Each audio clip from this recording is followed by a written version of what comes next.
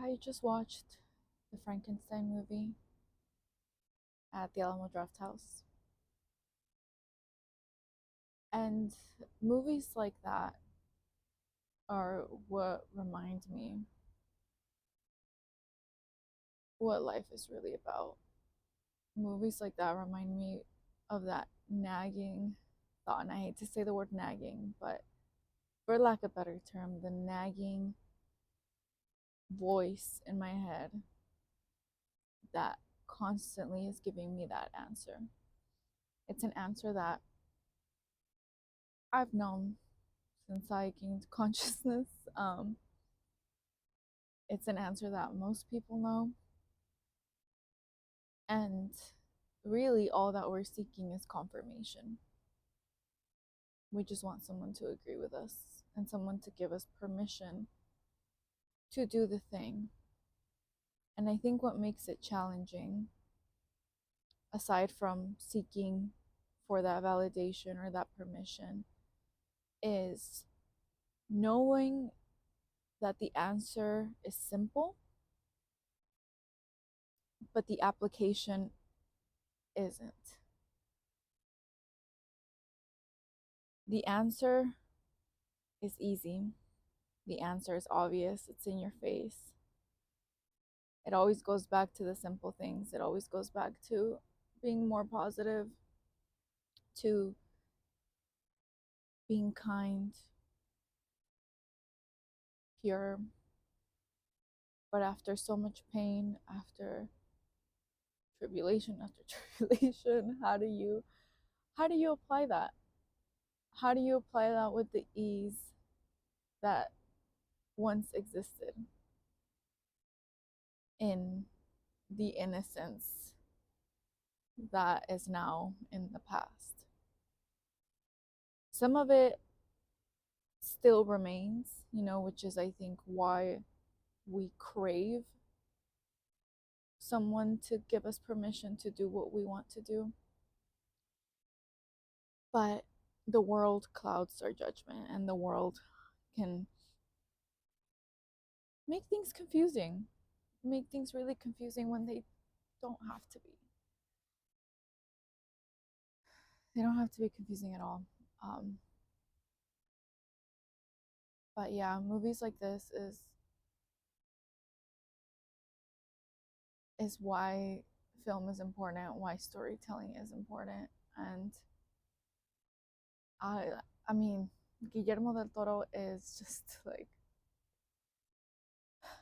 I get it. I don't know if I'm saying much when I say all of this, but I get it. I get what frequency he's tuned into to make this. I understand what I can see it clearly what the frequency is that a person like Guillermo del Toro and someone like Jacob Elordi that played this gorgeous role. I see what they're tuning into, and I see how beautiful it looks, and it's so peaceful. It's so peaceful. There is so much clarity, and there's so much inner peace. And I don't know how they got there because I think everybody gets there differently. But I know that the answer is that we all want to get there. We all want to get to a place where we feel whole, where creativity flows through us, where there's satisfaction and a constant state of happiness. And this is a concept that I think some people don't even think exists. I didn't think it existed. I thought I knew it existed. I just didn't think it existed for me for a long time. But then there was that voice that kept saying, no, it's there, keep trying, keep trying, keep trying. And after a lot of trial and error comes a lot of frustration. But I kept trying and I kept trying, and now I feel like I see land. I'm right there, and I can see it. My vision is no longer blurry, and I just need to take a few more steps to be there. But what does it take? What does it take to get there? To get that clarity, to be in that moment, I mean, step number one is choice. Step number one is you have to make a choice. You have to make a choice that that's where you want to go, that that's where your ship is headed. And if you feel stuck, if you feel like you're not going anywhere, well, the thing is like that might be true, you know? I think we all get stuck in negative mental loops that are often very valid, that stem from a lot of pain and hurt, and it's fair. It's fair to feel that way. But how do we get unstuck, right? And it's you just have to make a choice that you don't want to be stuck. And you try. You try until something works. And you keep trying different things. You can't keep trying the same thing over and over. You try different things until something works. And that is step number one. And step number two, I mean,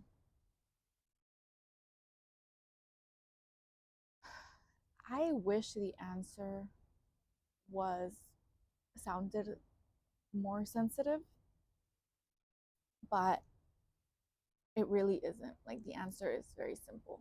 You have to make a choice, and then you have to embody the choice that you make and truly be that.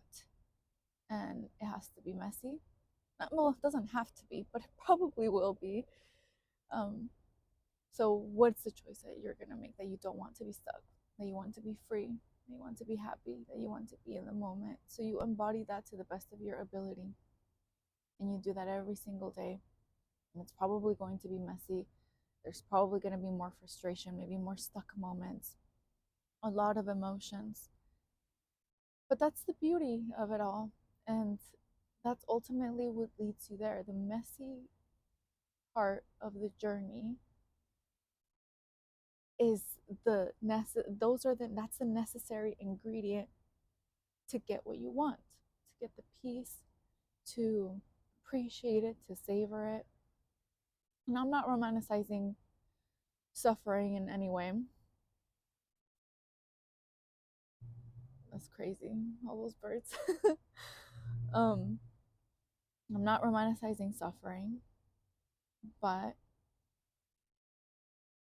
I'm not saying suffering is necessary, but it's inevitable sometimes, and it happens, and it's there, it's in front of you, and it's something that you just have to filter out and let it flow. And you embody who you want to be by deciding it, by being it to the best of your ability. And if it comes out messy, if it comes out imperfect, well, okay, it's really not that serious. It's not that serious. And I think we want to be a finished product so bad. We want to be complete. We want to be perfect. And art is never perfect, but it's always intentional. And that journey that you decide is intentional. Make sure it's intentional. And step number three, I think this is the most important of it all. And this is how you seal the deal. Not only do you have to embody what you want to be, but if you truly want to tune into that frequency, into that coveted, fulfilled frequency, is you have to have a pure heart. You have to have a pure heart. And I'm not saying be naive. I'm not saying be blind and just be kind with everybody. Not necessarily. I think we first have to be kind to ourselves. That way we are smart enough and we know how to be kind to the world, how to be kind to people accordingly. We must first start with ourselves. But yeah, the third step is you have to have a pure heart, pure intentions, and that's really the driving force of happiness, is being kind, being loving. And that doesn't mean that there's an absence of rage or anger or negative emotions, sadness. That it's not the absence of that. In fact, it's kind of like the embrace of it, because you look at those negative things with kindness, with patience, with curiosity, and you're soft and you're kind with yourself. When you have a pure heart, it's not just for the world, it's for you. And once you do that for yourself, you can do that for others. You are your only project, you are your only creation. It is not your job to create other people, to make other people your projects. You are your own project. And when you work on yourself, you give value. Inevitably, it happens, it just pours out of you. You inevitably overflow with value for the world and for other people, so much so that you don't have to do a single thing. You don't have to do anything.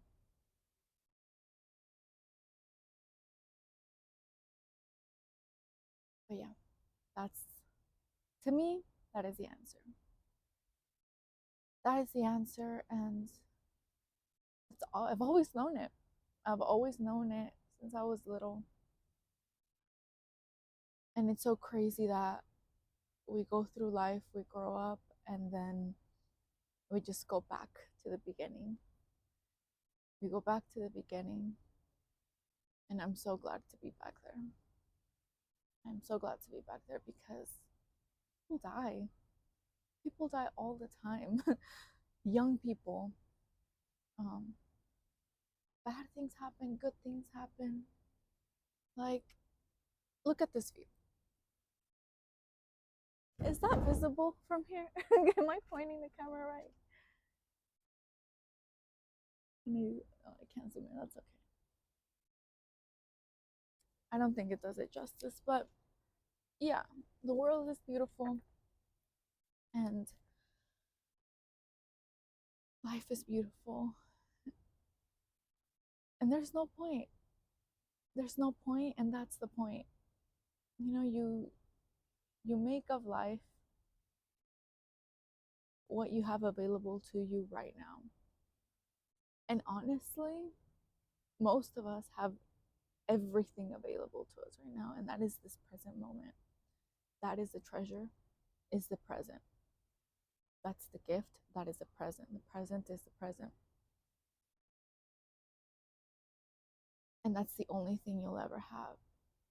Yeah, it's the only thing you'll ever have, and it's, I don't know, it's just, it's so valuable, and it slips through our fingers for a lot of the time.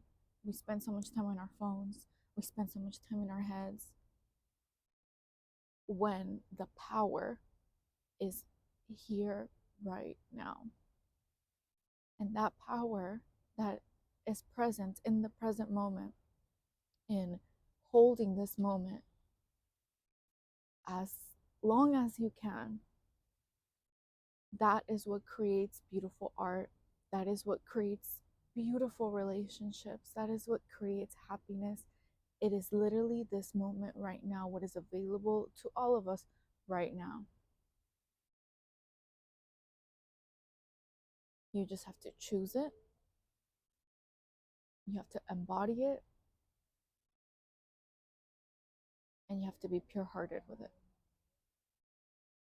Because this life deserves that. This moment deserves that.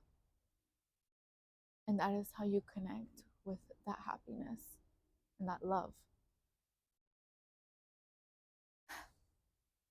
Yeah. Frankenstein was really good.